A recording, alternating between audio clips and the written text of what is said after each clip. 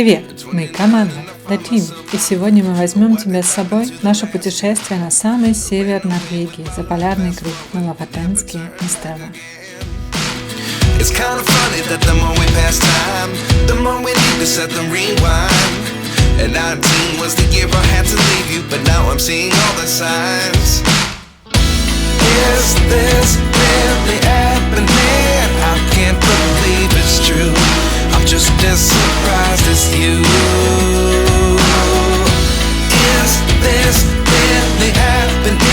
I can't be too sure, but one day I'll be yours again.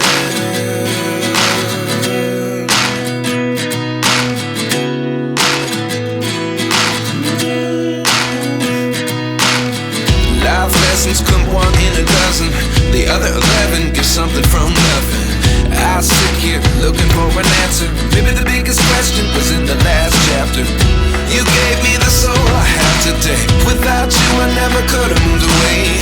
But now I see what you teach. I do believe I always should have stayed. Yeah. Is this Первый наш день, 26 июля, все пошло не по плану. Мы должны были вылететь в Нарвик из 4 разных направлений. Из Цюриха, Берлина, Мюнхена и Риги. Но в этот день случилась та самая известная хакерская атака. В аэропортах случился хаос. Самолеты не вылетали и не приземлялись. У Ирины был отменен рейс. Она полетела на следующий день. Татьяна провела в аэропорту Берлина около 8 часов. У Анастасии потерялся багаж. Только у Ани получилось долететь по плану.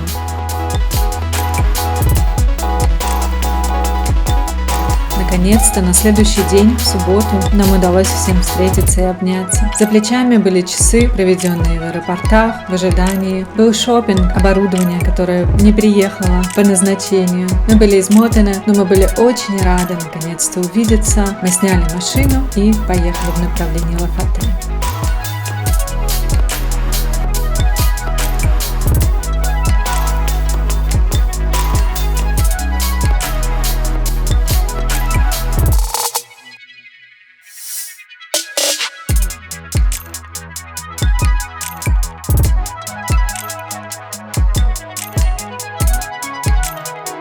Первую ночь мы остановились в уютном деревянном домике в месте недалеко от Henningsvær, чтобы попасть на одну необычную локацию.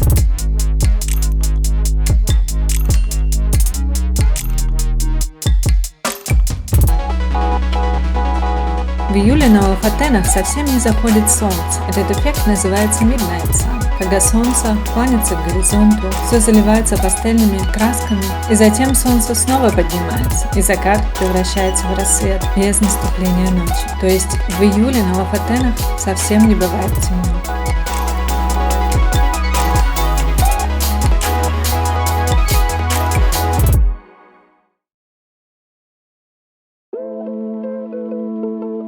Наверное, каждый, кто видел фотографии с Лафатен, видел фотографии с этого известного футбольного поля, которое находится на одном из маленьких островов. С высоты птичьего полета смотрится невероятно.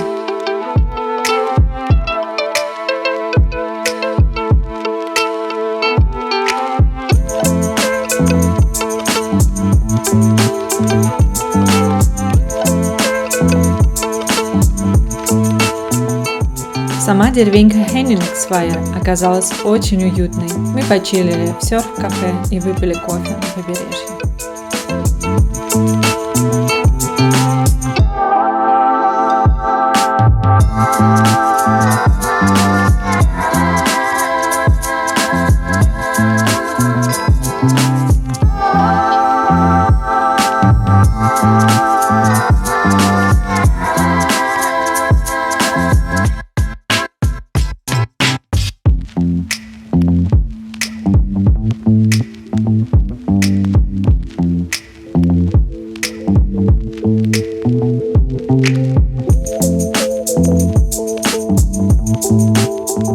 Мы набрались сил и поехали в место нашего первого хайка на гору Манен.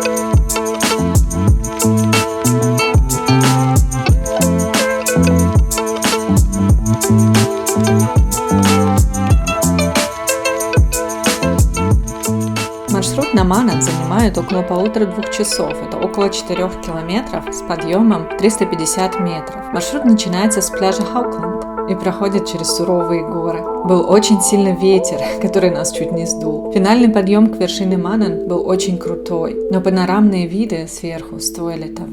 Мы начали наш маршрут совсем вечером, перед закатом, и когда мы были на самой вершине, мы увидели все эти краски. Был потрясающий закат, вечернее солнце, Midnight Sun.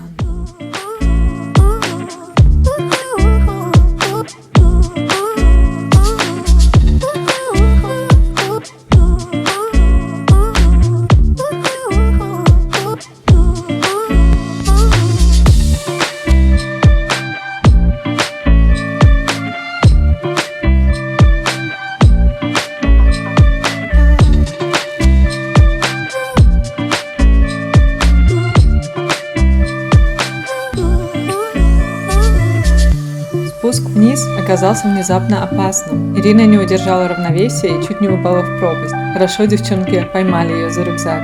Вот мы смеялись.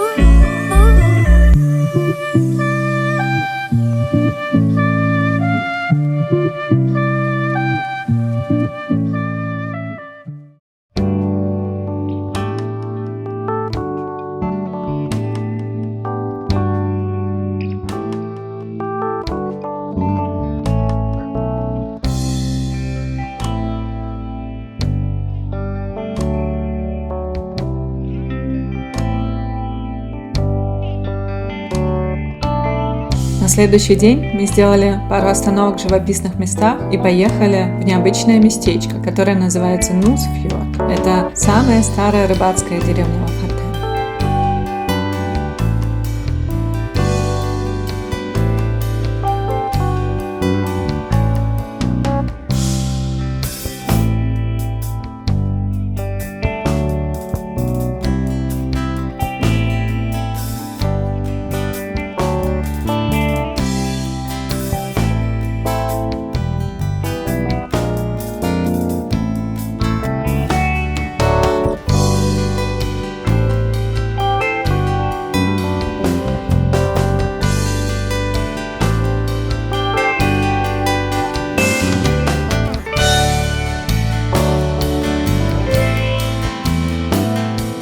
Красные рыбацкие домики на Лофотенах, известные как Рорбю, имеют свою особенность и историю, связанную с их цветом. Они традиционно строились на сваях вдоль побережья, что позволяло рыбакам легко выходить в море и использовать эти домики для хранения, снаряжения, улова и своих лодок. Интерьеры обычно были очень простыми и практичными. Люди не жили там целый год. Домики служили временным жильем и рабочим местом в период рыболовного сезона. Характерный красный цвет появился благодаря недорогой краске, которую делали из рыбьего жира, чаще всего из печени трески, и добавляли природный красный пигмент. Эта краска защищала дерево от суровых погодных условий Лофотен и была выгодной.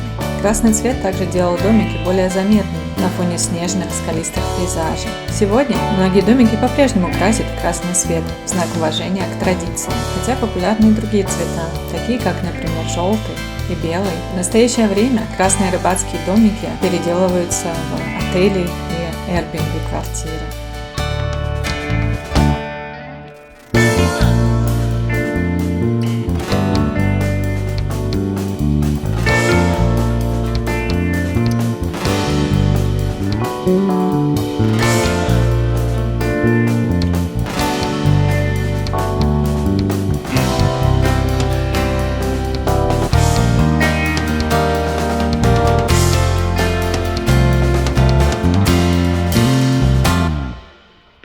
Тем временем чемодан Насти все никак не находился.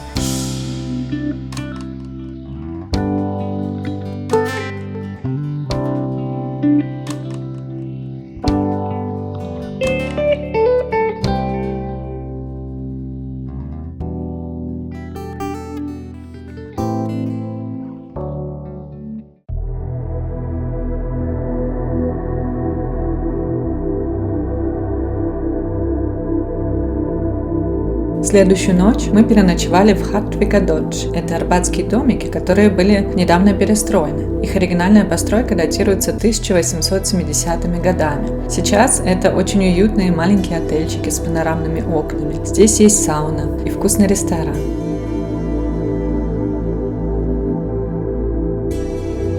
Вечером мы вышли на прогулку и попали под сильнейший дождь. Мы бегали под дождем, как дети, и наслаждались красивыми видами и отражением в воде.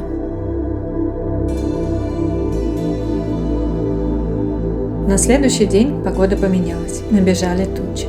Мы запланировали хайк Ритм к Квалвика-Бич. Туда вообще есть две дороги. Одна более горнистая, которая занимает около 3,5 часов, и другая более пологая, но более длинная, которая занимает 4 часа. В этот день мы выбрали первый путь и начали свой маршрут.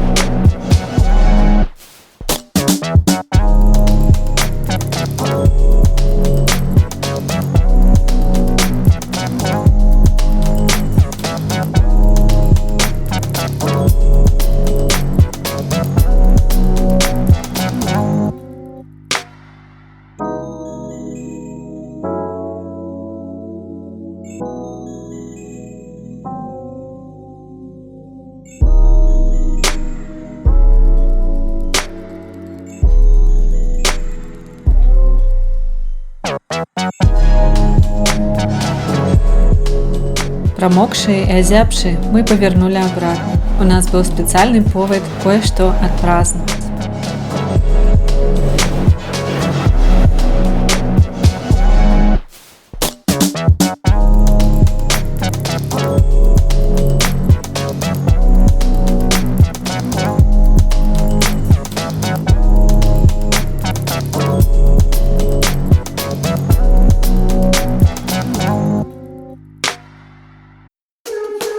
В этот день у нашей Анны был день рождения. Вообще, Анна отмечает с нами свой день рождения уже 5-й год. 2 раза в Доломитах, 1 раз в Норвегии, потом в Исландии и вот снова в Норвегии.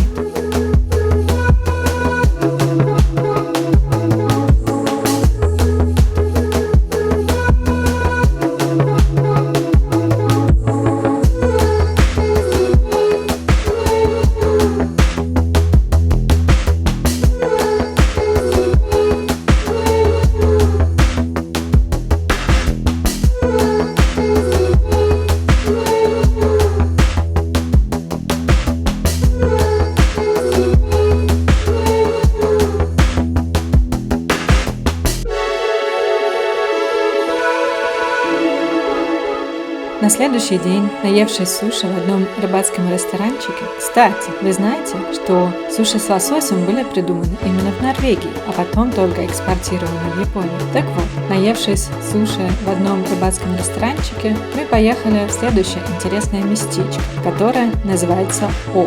Да, всего одна буква О. Это самая крайняя точка Лофотен. Дальше только море.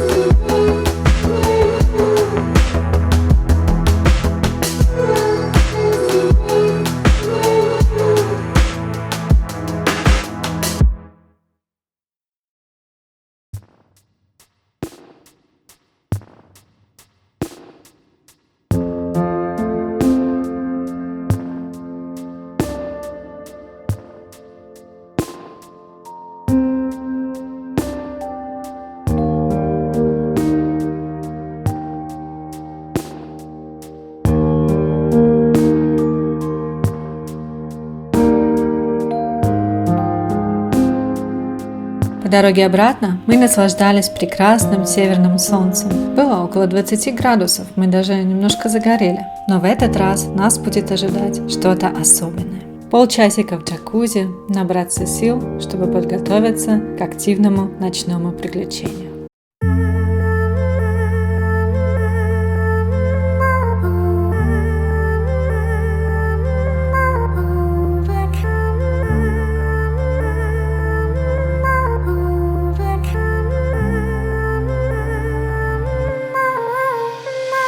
Впереди нас ждал тот самый хайк 2000 ступеней.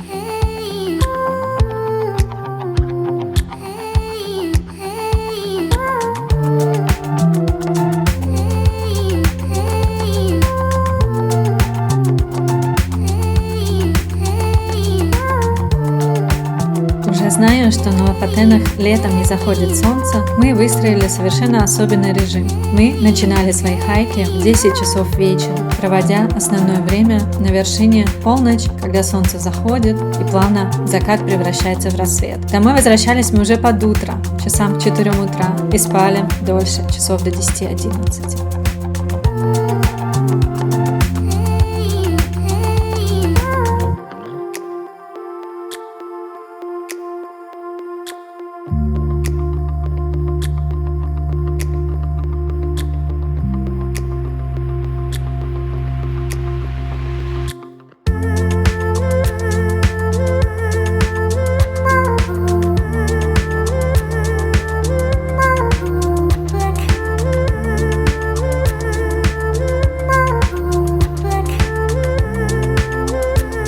И вот тот самый момент. Этот вид действительно стоит того. Мы сидели наверху около 2 часов, там было много народу, много путешественников со всего мира говорили на совершенно разных языках и наслаждались прекрасным видом.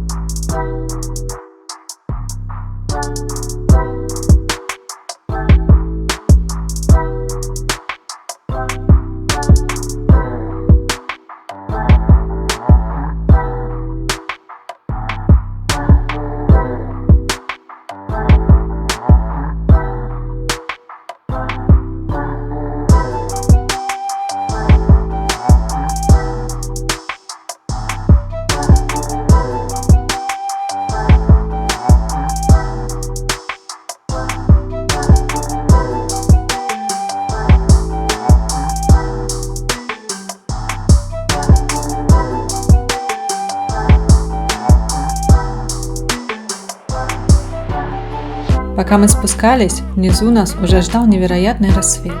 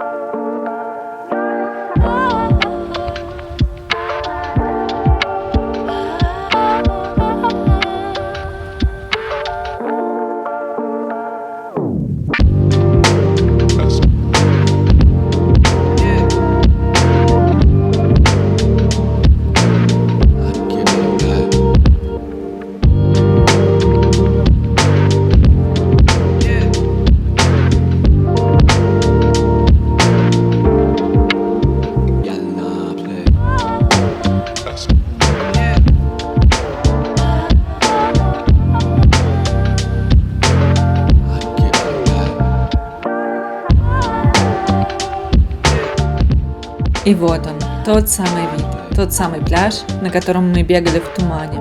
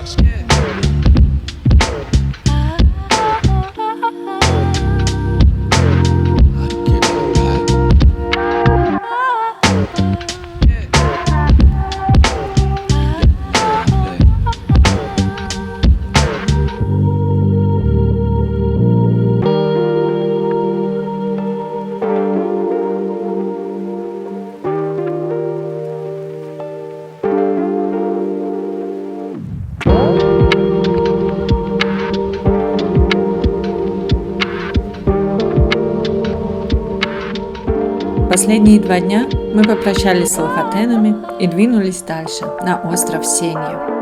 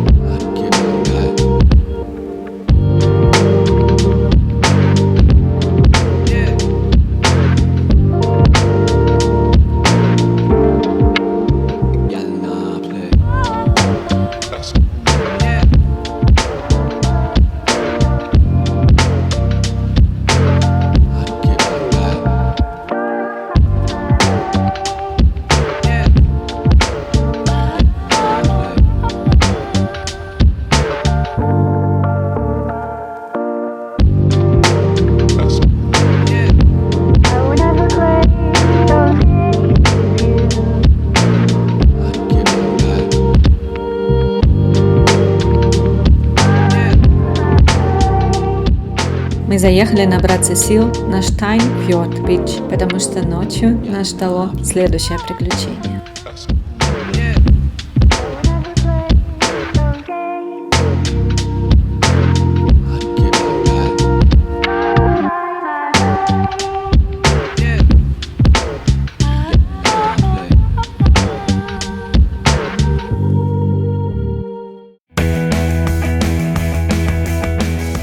Уже по привычке мы устроили небольшой дневной сон и собрались на наше очередное ночное приключение. На этот раз на гору Сегла. Это один из самых известных хайкинговых маршрутов на острове Сеня.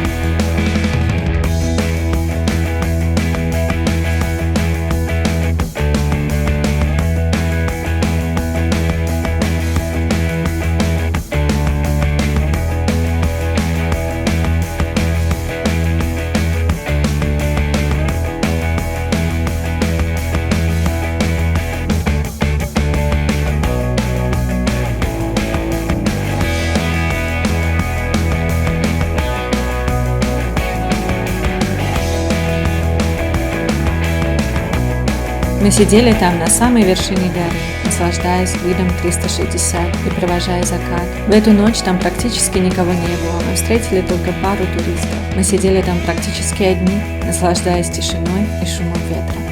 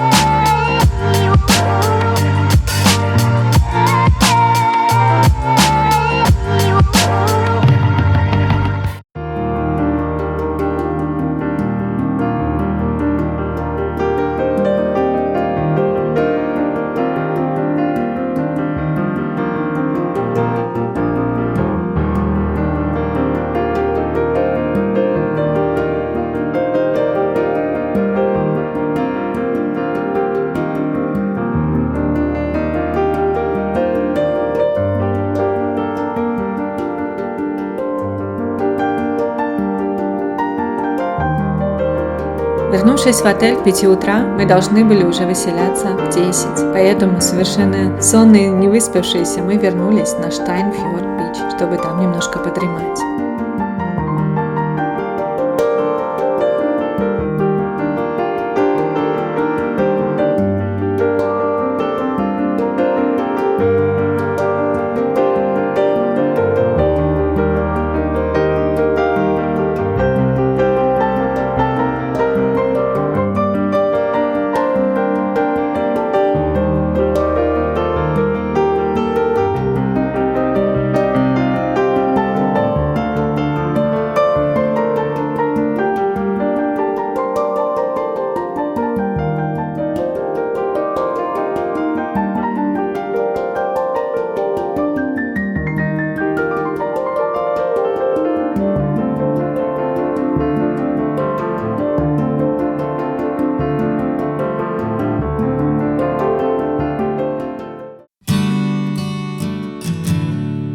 Север Норвегии не оставляет равнодушным. Лафатена и Сенья навсегда остались в нашем сердце. Мы обязательно вернемся сюда еще раз. Погода изменилась, начался затяжной ливень. Пришло время возвращаться домой.